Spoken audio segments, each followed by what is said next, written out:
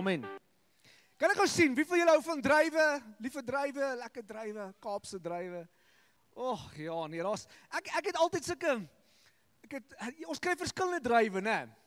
Ons kry groen drywe, en ek weet jy kry geel drywe, hulle praat van goue drywe, en jy kry donkerder drywe, jy kry drywe met pitte, sonder pitte, swart drywe, dankie Liam, swart drywe, jy weet, en wat maak ons as ons drywe uitdroog, dit word wat?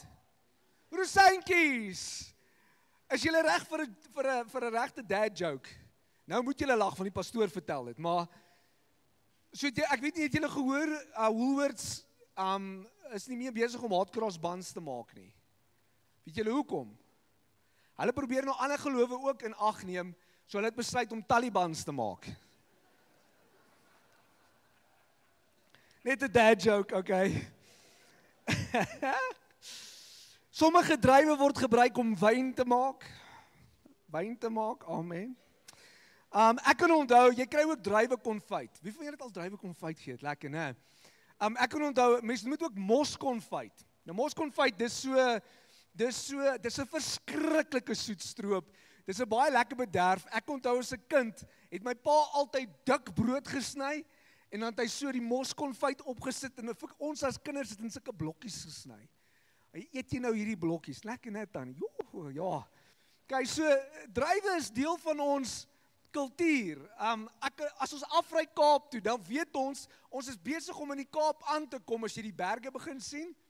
En as jy so in die Heks rivier verby ry, jy weet daar pas, dan sien ons nou al die verskillende kleure van die druiwe. Dan weet jy, nou is ons in die Kaap.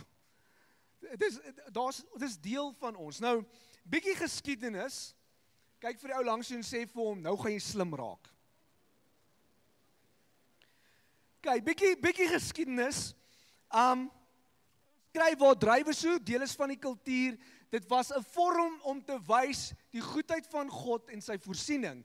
Ons kry die spioene, hulle gaan die beloofde land inneem, die spioene word ingestuur en hulle kom terug met 'n bewys om te wys hoe goed hierdie land is, hoe voorspoedig dit is. En die woord sê dat hulle 'n druiwetros gebring het wat so groot was dat hulle dit op 'n paal moes hang en tussen twee mense moes dra. Julle, dis baie groot druiwe. Dis baie druiwe, dit van voorsiening, van God se voorsiening. So, deel van die geskiedenis, ons kry daar waar Israel word beskryf as die wingerd van God. Hoe skryf dit? Dit sê, Psalm 80 says, you transplanted a vine from Egypt. You drove out the nations and planted it. You cleared the ground for it and took root and it filled the land. The mountains were covered with its shades, the mighty cedars with its branches. Its branches reached as far as the sea. Its shoots as far as the rivers. Why have you broken down its walls so that all who pass by picks its grapes? Dit sê, God het beplan dat Israel hierdie voorspoedige druiwe sal wees, maar as gevolg van Israel, wat net oor en oor wegdryf van God af, het God dit laat gaan. En dit was nie die ware wingerd nie. Ons kry waar daar gepraat word van druiwe vir die toekoms. Okay, nou asseblief, ek weet nie nou ouens wat hier sit en sê die eindtyd is nou, is deel van God se woord. Hoor wat sê dit? Dit sê, Revelation 14 verse 18 says, take your sharp sickle and gather the clusters of grapes from the earth's vine, because the grapes are ripe. The angel swung its sickle on the earth, gathered its grapes, and threw them into the great winepress of God's wrath. So dit sê, die wêreldse vrugte, wat die wêreld produseer in die eindtyd, sal nie goed genoeg wees nie. Die woord sê, sy wrath sal oor dit wees. So ons kry die wingerd van die verlede, wat nie die ware wingerd nie, was Israel gewees, ons kry die wingerd van die toekoms, maar nou is dit interessant. Jesus word beskryf as die enigste ware wingerdstok. Ware wingerdstok. Nou ek wil vra dat jy vir my sal staan waar jy is, terwyl ons die volgende gedeelte lees. Staan vir my vir 'n oomblik. Dit gaan jou help fokus. En ons gaan nou saam met die gedeelte, ek gaan dit vir ons lees, maar kom ons lees wat sê God se woord. Johannes 15 sê, ek is die egte druiwestok en my Vader is die landbouer. Elke loot wat aan my, wat nie vrugte dra nie, sny hy weg. Maar elkeen wat vrug dra, snoei hy skoon, sodat dit meer vrug kan dra. Julle is egter reeds skoon deur die woord wat ek vir julle gesê het. Bly in my, soos ek in julle. Net soos die loot nie sy eie vrug kan dra nie, as dit nie in die druiwestok bly nie, so julle ook nie, as julle nie in my bly nie. Ek is die druiwestok, julle die lote. Wie in my bly en ek in hom, hy dra baie vrug, want sonder my kan julle niks doen nie. As iemand nie in my bly nie, word hy soos 'n loot wat buite gegooi en verdroog. Hulle maak dit bymekaar en gooi dit in die vuur en dit verbrand. As julle in my bly en my woorde in julle bly, vra dan wat julle wil en dit sal met julle gebeur. Hierdeur word my Vader verheerlik dat julle baie vrug dra en my disippels kan wees. En ons sê amen. Jy sit plek inneem, dankie. Nou, ons gaan so 'n bietjie van 'n ontleding doen in vanoggend in God se woord. Ons gaan bietjie dieper gaan. Maar die eerste ding wat ons hier sien is, ek is die egte druiwestok. Jesus is die druiwestok en hy sê, en my Vader is die landbouer. Ander vertalings praat van, hy is die tuinier. Nou julle, as jy my vrou vra, ek is nou nie beste tuinier nie. Okay, ek wil alles net afsny. En Dion is baie beter as ek met tuine. Julle moet sien hoe lyk daai man se gras, perfek. Regtig. Maar ons kry hierso waar die Vader word beskryf as die tuinier. Nou ek het nog nooit 'n tuinier ontmoet wat net inkop en alles net afkap nie. 'n Tuinier het 'n plan. Hy weet waar moet gebeur sodat die tuin voorspoedig kan wees. Nou, daar word gesê, dit gaan elke loot aan my wat nie vrug dra nie, sny hy weg. Nou ek het 'n bietjie gaan kyk, wat beteken daai woord sny? En die Griekse woord daarvoor is airo. Airo. Sê vir die ou persoon langs jou in hulle ore. Airo. Airo. Nou dit beteken 'n paar dinge. Voor dit beteken sny. Dit beteken nommer 1, to lift up or pick up. Dis die eerste vertaling, to lift up or pick up. It can mean lift up figuratively, soos lift up my eyes to the hill. Okay, it beteken to lift up and carry away. En dan die laaste een is, it means to remove. So, dit sê ook dat hierdie lote is in Jesus. So wat is die eerste ding wat die Vader doen voor hy kom afsny? Die woord sê, he lifts you up. He lifts you up. So jy is in Christus, maar jy dra nie goeie vrugte nie. Nou, as jy iets weet van die landbou, wat hulle sal doen is hulle sal draad span, want hulle wil juist sê die plant moenie op die grond groei nie. Hoekom? Want as die plant op die grond groei, dan wat gebeur met die druiwe? Dit vrot. Dis in die grond, dit dra nie goeie vrug nie. So wat hulle dan doen is hulle kom en hulle tel nommer eers die lote op en sit dit bo op hierdie draadwerk. Hulle praat van, dis die traliewerk. En die oomblik as hulle dit doen, wat gebeur? Dit begin goeie vrugte dra.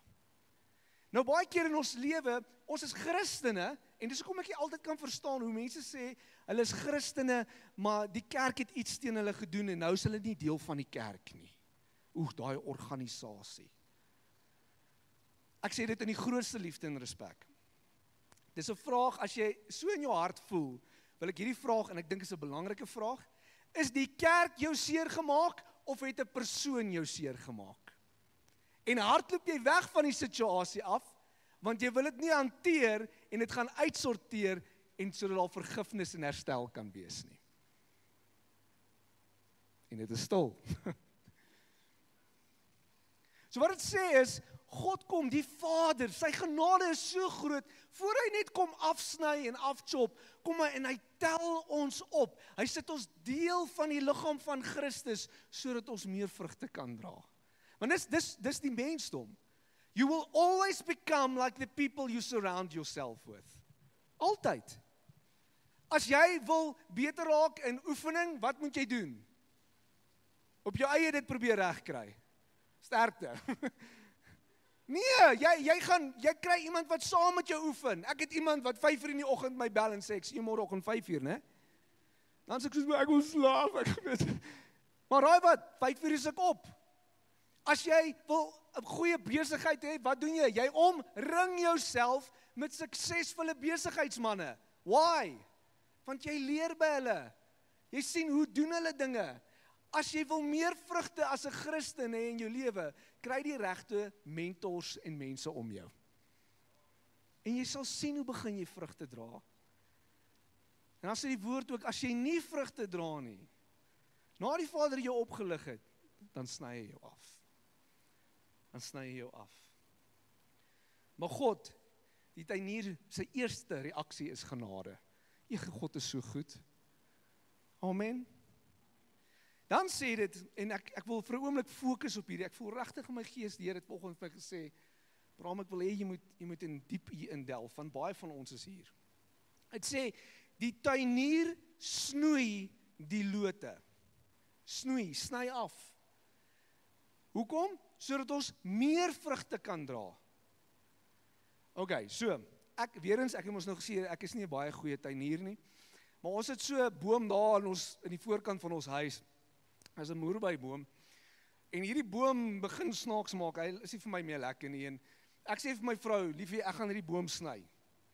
En my vrou, sy is dadelik, sy weet, as jy wil hê 'n plant moet doodgaan, dan gee dit vir my. En my vrou sê die eerste aksie is, jy vat nie aan daai boom nie. Maar my vrou gaan doen inkopies. En ek en my ander tuinier sê, kom, ons sny nou. En die takke waai, en ek sny. Julle, dis later net 'n stomp wat daar is. Met so 'n paar takkies wat uit is. En dit lyk, my vrou kom aan, sy is so ontsteld en kwaad vir my. Die hele winter lank, lyk hierdie boom, dit gaan dit nie maak nie. Maar raai wat, toe die reën kom, toe begin die nuwe blare uitkom. Vars nuwe blare. En baie keer in ons lewe, ons moet deur God gesnoei word. Maar raai wat? Die snoeiproses is nooit lekker nie. Ken jy Christene wat sê, ag, Bram, as ek vir hulle vra, hoe gaan dit met jou? Ja, ons gaan deur 'n moeilike tyd, maar dit is lekker.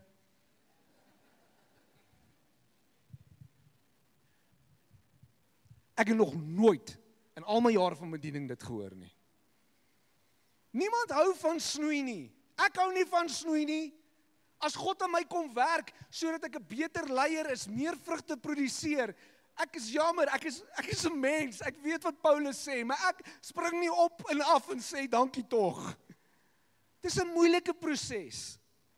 En dit maak seer. En ons het verskillende reaksies wanneer God ons snoei.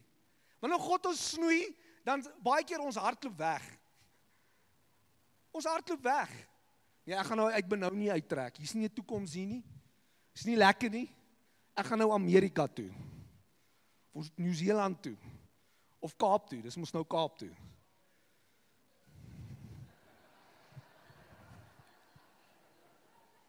Hy sê nou amen. Wie van julle depressief geraak met die reën op 'n stadium? Kaap's nie vir jou nie. Maar jy gaan in hierdie proses, jy probeer weghardloop, terwyl God jou eintlik daar wil hou waar jy is, want hy's veronderstel om jou na 'n beter plek toe te vat, jy het nodig om te luister. Hy wil jou 'n beter besigheidsman maak, hy wil jou 'n beter pa vir jou kinders maak en jou vrou, maar jy kan nie meer, ek kan nie meer met hierdie vrou nie. Ek moet 'n upgrade kry, dit gaan beter wees, sterkte broer. Die Here snoei aan jou, of jy raak kwaad vir God. Hoe kan die Here dit toelaat? Ek noem dit my gelooftantrums. Jona, ken julle die storie van Jona, ingesluk deur die groot vis? Julle ken die verhaal? Jona het 'n paar gelooftantrums gehad. toe hy gaan en hy's gehoorsaam aan die Here en hy gaan vertel vir die mense en die mense, hulle draai hulle hart toe na die Here toe, is Jona nie bly nie. Hy gaan sit daar bo op 'n koppie en gaan mope. Hoe kan die Here dit doen? Weet hy hoe sleg is hierdie mense? En God probeer hom iets leer oor sy genade en liefde en sy hart. Maar Jona sien dit nie raak nie. Want hy gooi nou 'n tantrum. Party mense gaan na 'n selfbejammerplek toe. Julle, die man flu is real, hoor. Ek is nou die dag deur dit. Ek kry myself jammer. Ek is siek, kom is ek siek. Ons gaan na hierdie selfbejammering plek toe, wanneer God besig is om aan ons te werk en te sny. Of dit kan wees, ons begin vir God probeer manipuleer. Ons sê vir die Here, Here, ek weet jy sit my deur hierdie moeilike tyd, maar kan jy nie onthou wat het ek al alles vir u gedoen nie? Ons begin ons verlede uithaal oor hoe goed is, ek betaal my 10de al gereeld vir 10 jaar. En kyk wat doen u nou. Sê vir die persoon langs jou, dis stil.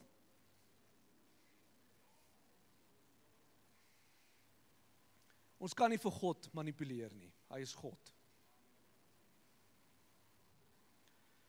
Of die ander reaksie wat ons het wanneer God ons snoei is, ons wil beheer neem.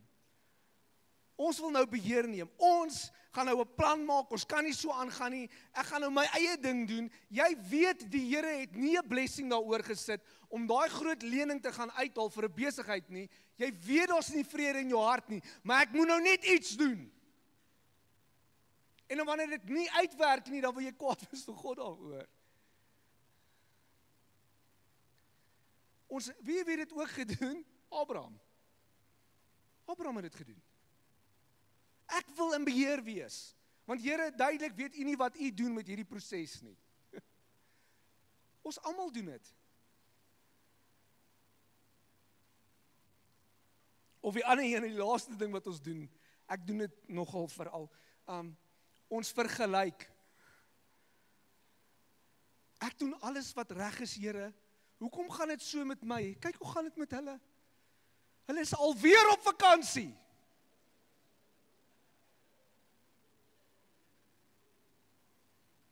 Hoe kan hulle was laas naweek op vakansie. Ek sukkel net om my water en elektrisiteit te betaal. Eskom sit anyway af, so moenie worry oor dit nie. Okay. Maar jy vergelyk. Ek wil vir julle iets persoonlik sê, so tydjie terug was ek nie op 'n lekker plek nie, ek het deur 'n gesondheidsding gegaan. Moenie worry nie, ek gaan okay wees, want baie van julle gaan nou vir my na die tyd vra, ek is 100% reg. Maar dit was nie 'n lekker tyd nie, en ek gaan en ek begin almal net advies vra. Een persoon kom na my toe en sê, Bram, dis omdat jy al gehoor van die carnivore diet. Wat's dit? Eiers en vleis. Dan gaan jy fyn wees. Okay, ek hou van bacon. Ander ou kom na my toe en sê, Bram, dis omdat jy nie genoeg vas nie. Ander persoon kom weer na my toe en sê, o, julle, jy moet kom, daar's demone in jou lewe. Ander persoon kom weer na my toe en sê, Bram, dis omdat jy nie iemand vergewe het nie. En dadelik gaan ek, ja, okay. Want my vrou het daai aand nie kos gemaak nie. En almal kom en ek luister na almal se opinies en video's en al hierdie goeders gaan te kere en ek is later so de mekaar en frustreerd op daai oomblik. Ek weet die Here werk met my, ek weet hy vorm my, maar ek kan nie help om te sê, Here, wat is dit iets wat ek verkeerd doen nie? En ek sal nooit hierdie oomblik vergeet nie. Ek is saam met iemand waarby ek het nooit verwag het nie. En ek vertel hulle waar ek gaan, hulle sê vir my, en wat sê die Here vir jou?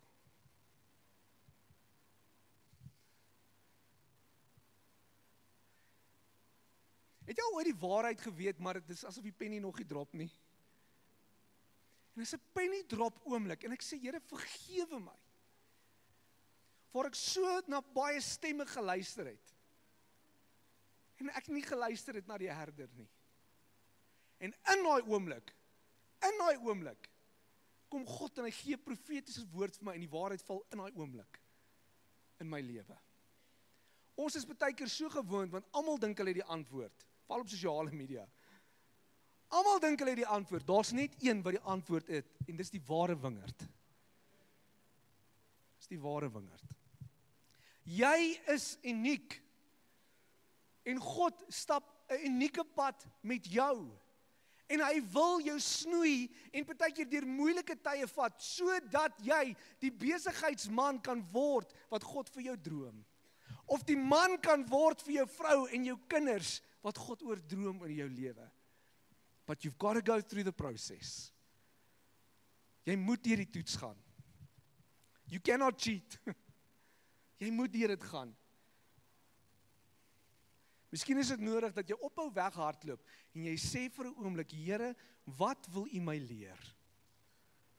Wat wil U my leer? Die ander gedeelte sê, die loot wat in die druiwestok bly.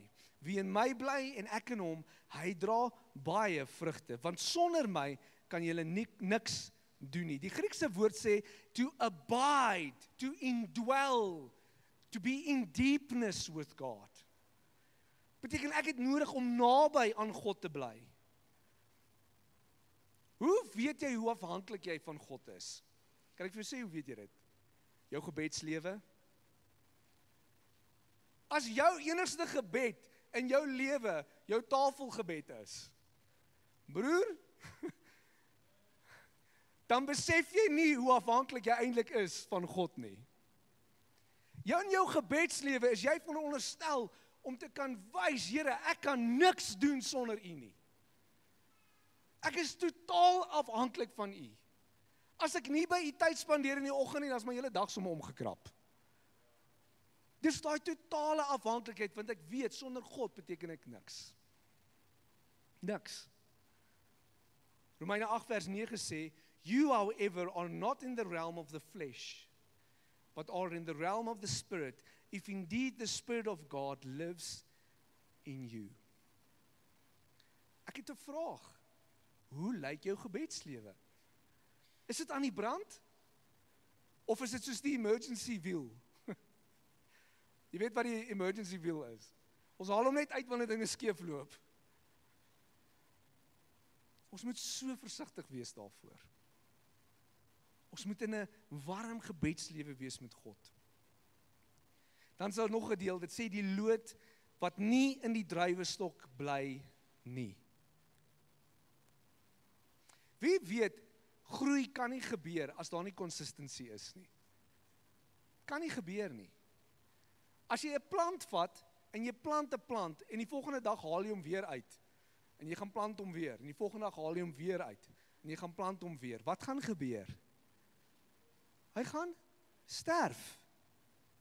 En in dieselfde manier, kry ons baie keer, ons kom na die Here toe, ons is naby aan die Here, maar die dinge van hierdie wêreld, veroorsaak dat ons wegdryf van God af. En dan kan ons nie verstaan hoekom dit gaan met ons soos wat dit gaan in ons lewe nie. Ons het nodig om naby aan God te bly. Dis soos 'n persoon wat gym toe gaan. As jy net 1 keer 'n week gaan, wat gaan gebeur? Gaan jy fiks word? Nee, gaan nie.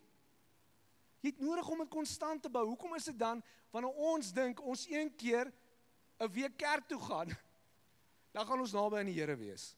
Of nie eers 1 keer, ja. Hulle sê vandag, meeste mense gaan 1 keer 'n maand kerk toe. Dis shocking. Ons het nodig om te besef, as ons dit nie doen, gaan ons nie vrugte dra nie. En ek weet van baie mense, hulle was in die druiwestok, maar die wêreld, die versoeking van die wêreld het hulle weggelaat dryf en hulle het verdroog. 1 John 2 verse 16 says, for everything in the world, the lust of the flesh, the lust of the eye, and the pride of life, comes not from the Father, but from the world. Wie is verantwoordelik om to be in the vine? Wie is verantwoordelik vir dit? Pastoor Dion. Is hy verantwoordelik vir dit? Is Sean verantwoordelik vir dit? Wie is verantwoordelik vir dit? Jyself. Ons is verantwoordelik vir dit. Ja, maar die pastoor kom besoek my nie.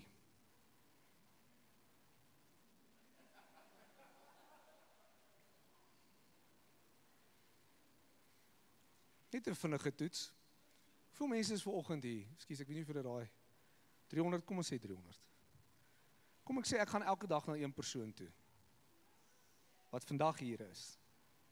Gaan ek by almal uitkom? Nee, hulle is nie lief vir my daar, die pastoor stel nie belang in my nie. Jou verhouding met God is jou verantwoordelikheid. Dan sê die volgende, maar daar is lote wat baie vrugte dra. Wie wil baie vrugte dra? Ek wil baie vrugte dra. Ek wil kan terugkyk enig om my lewe en gesê, Here, ek het alles vir U gegee. Die vrugte was soet. Die vrugte was goed.